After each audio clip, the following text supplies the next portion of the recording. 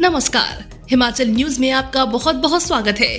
चलिए शुरू करते हैं आज की 10 फटाफट बड़ी खबरों से। चुनाव मंच में शामिल हुए हिमाचल प्रदेश के सीएम सुखविंदर सिंह सुक्खू। भारत में इस वक्त लोकसभा चुनाव 2024 का सीजन चल रहा है। सभी राजनीतिक दल अपनी अपनी जीत का दावा कर रहे हैं और एक दूसरे पर बयानों से हमला कर रहे हैं। चुनाव मंच में हिमाचल प्रदेश के सीएम सुखविंदर सिंह सुक्खू ने भी हिस्सा लिया है। सुखविंदर सिंह सुक्खू ने कहा, राजनीति में कब क्या होगा ये सब जनता को पता है। बीते कुछ चुनाव में कांग्रेस के खराब प्रदर्शन पर उन्होंने कहा कि जब ट्रांजिशन होता है तो समस्या आती है।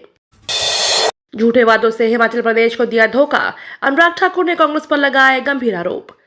केंद्रीय मंत्री अनुराग ठाकुर ने कांग्रेस पर झूठे वादों से हिमाचल प्रदेश के लोगों को धोखा देने का आरोप लगाया और उन्होंने कहा कि राज्य के युवा अभी भी 5 लाख नौकरियों का इंतजार कर रहे हैं।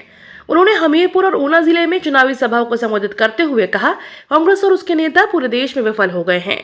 यही कारण है कि पार्टी राजस्थान और छत्तीसगढ़ में दोबारा सत्ता में नहीं आई। हमीरपुर से भाजपा उम्मीदवार ने आरोप लगाया कि राजस्थान में महिलाओं के खिलाफ देश में सबसे ज्यादा अत्याचार हुए और 19 भर्ती परीक्षाओं के पेपर लीक हुए। सीएम सुक्खू बोले, कांग्रेस पार्टी जल्द घोषित करेगी टिकट। मुख्यमंत्री सुक्खू ने कहा कि हमीरपुर और कांगड़ा लोकसभा सीट और 6 विधानसभा सीटों के लिए कांग्रेस पार्टी जल्द टिकटों की घोषणा करेगी। इस पर मंथन चल रहा है। सीएम ने कहा कि भाजपा की ओर से बागी विधायकों को टिकट देकर लोकतंत्र की हत्या करने व पैसों के दम तक सत्ता को हथियाने की कोशिश की गई। इस मुद्दे को चुनाव में जनता के बीच लेकर जाएंगे। साथ ही वर्तमान सरकार की ओर से 15 महीनों में आम जनता के लिए किए गए कार्यों को भी जनता की अदालत में पेश करेंगे। हिमाचल में 70,000 लोगों ने जमा कराए लाइसेंसी हथियार, प्रदेश में 1 लाख से ज्यादा लाइसेंस होल्डर। हिमाचल प्रदेश में 1 जून को लोकसभा की 4 सीटों सहित विधानसभा की 6 सीटों पर उपचुनाव होना है। ऐसे में प्रदेश में चुनाव प्रक्रिया शांतिपूर्ण तरीके से संपन्न हो, इसलिए चुनाव आयोग की ओर से जारी आदेशों की 100% अनुपालना सुनिश्चित की जा रही है। इसी कड़ी में प्रदेश के लाइसेंसी हथियार संबंधित थानों में जमा करने की प्रक्रिया जारी है। निर्वाचन विभाग के प्रवक्ता के मुताबिक प्रदेश भर में अब तक 70,000 लाइसेंस धारक अपने हथियारों को संबंधित क्षेत्रों के अंतर्गत पड़ने वाले थानों में जमा करा चुके हैं। अरबों खर्च करके भी पूरा नहीं हुआ ऑपरेशन लोटस। हिमाचल प्रदेश के राजस्व मंत्री जगत सिंह नेगी ने भाजपा पर सरकार गिराने की साजिश रचने का आरोप लगाया है और जमकर निशाना साधा। उन्होंने कहा कि हिमाचल में अरबों रुपए के लेन देन होने के बाद भी भाजपा का सरकार गिराने का षड्यंत्र पूरा नहीं हुआ, जिससे भाजपा का ऑपरेशन लोटस का सपना टूट गया। कांग्रेस सरकार जनता की ताकत से 5 साल का कार्यकाल पूरा करेगी। हिमाचल में षड्यंत्र कर कांग्रेस सरकार को गिराने की साजिश का आरोप लगाते हुए राजस्व मंत्री जगत सिंह नेगी ने भाजपा को घेरा है। पालमपुर घटनाक्रम पर राजनीति करना ठीक नहीं, बोले सीएम। मुख्यमंत्री ठाकुर सुखविंदर सिंह सुक्खू ने कहा कि जयराम ठाकुर जब से मुख्यमंत्री के पद से हटे हैं वे विचलित नजर आते हैं और हर बात पर राजनीति करने लगते हैं। पालमपुर में बेटी के साथ हुए घटनाक्रम के मुद्दे पर ऐसा ही कह रहे हैं। मंगलवार को नादौन में पत्रकारों से सवालों का जवाब देते हुए मुख्यमंत्री ने कहा, मंडी संसदीय क्षेत्र से भाजपा प्रत्याशी अभिनेत्री कंगना रनौत को भी खूब सुनाई। कांग्रेस SC/ST OBC आरक्षण को छीनने की कोशिश करती रही। मोदी ने कहा, 2024 के चुनाव ने देश के सामने कांग्रेस की कलई खोलकर रख दी है। ये खुलकर सामने आया है कि कांग्रेस दलित, आदिवासी और OBC से कितनी नफरत करती है। कांग्रेस हमेशा बाबा साहब के संविधान को मिटाने और दलित, आदिवासी, OBC आरक्षण को छीनने की कोशिश करती रही है। कांग्रेस इनसे आरक्षण छीनकर उसे अपने खासमखास प्रिय वोट बैंक को देना चाहती है।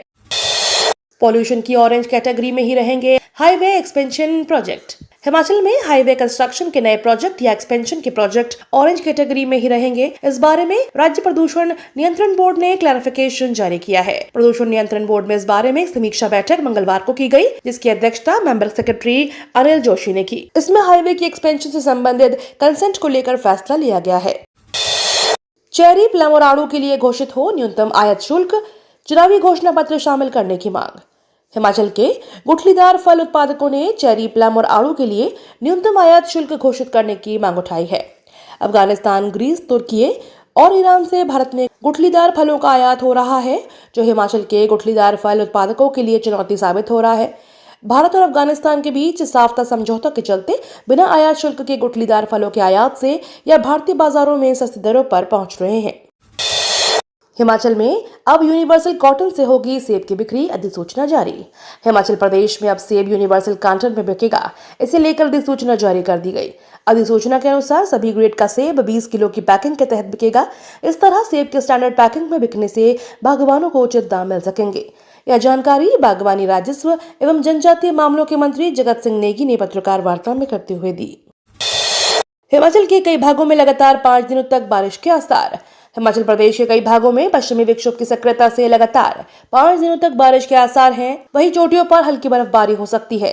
मौसम विज्ञान केंद्र शिमला के अनुसार राज्य के कुछ स्थानों पर बारिश हो सकती है। शिमला में भी आज धूप खिलने के साथ हल्के बादल छाए हुए हैं। आज पूरे प्रदेश में मौसम साफ रहने का पूर्वानुमान है। T20 वर्ल्ड कप में महेंद्र सिंह धोनी की होगी wild card entry. Mahendra Singh Dhoni T20 world cup में वाइल्ड कार्ड एंट्री कर सकते हैं। भारतीय पूर्व क्रिकेटर इरफान पठान ने कहा कि अगर धोनी T20 वर्ल्ड कप में खेलना चाहेंगे तो कोई मना नहीं करेगा। हालांकि यह हो नहीं सकता, लेकिन किसी को एतराज भी नहीं होगा। वहीं वीरेंद्र सहवाग ने भी कहा IPL के सीजन माही 250 की स्ट्राइक रेट से ज्यादा से रन बना रहे हैं। T20 वर्ल्ड कप में माही से बेहतर विकेट कीपर कौन हो सकता है। अब भारतीयों के लिए BHA कोड से बनेंगे फुटवेयर कंपनियां अब भारतीयों के पैरों के हिसाब से फुटवेयर बनाएगी। इसके लिए BHA यानी भारत कोड इस्तेमाल होगा।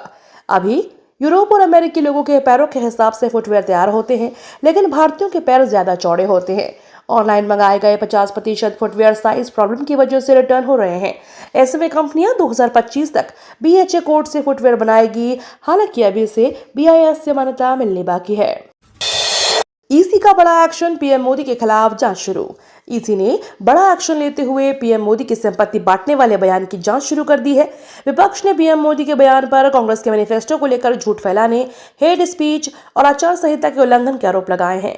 पीएम मोदी ने इस भाषण के दौरान कांग्रेस के मैनिफेस्टो और पूर्व पीएम मनमोहन सिंह के पुराने बयान को जोड़कर कहा था कि कांग्रेस सत्ता में आई तो लोगों की संपत्ति मुस्लिमों को बंटेगी।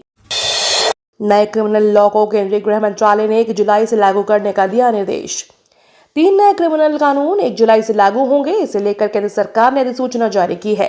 इसमें कहा गया है कि ब्रिटिश काल में भारतीय दंड संहिता, भारतीय साक्ष्य अधिनियम और आपराधिक प्रक्रिया संहिता की जगह लेने वाले 3 नए आपराधिक कानून 1 जुलाई से लागू होंगे। ये 3 नए आपराधिक कानून भारतीय न्याय संहिता, भारतीय नागरिक सुरक्षा संहिता और भारतीय साक्ष्य अधिनियम है। आपको बता दें, इन तीनों बिलों को शीतकालीन सत्र के दौरान संसद के दोनों सदनों द्वारा पारित किया गया था। बाद में राष्ट्रपति द्रौपदी मुर्मू ने तीनों नए क्रिमिनल लॉ बिल को मंजूरी दे दी थी। ये तो थी आज की 10 बड़ी खबरें। डेली खबरों से अपडेट रहने के लिए चैनल को सब्सक्राइब करना बिल्कुल ना भूलें।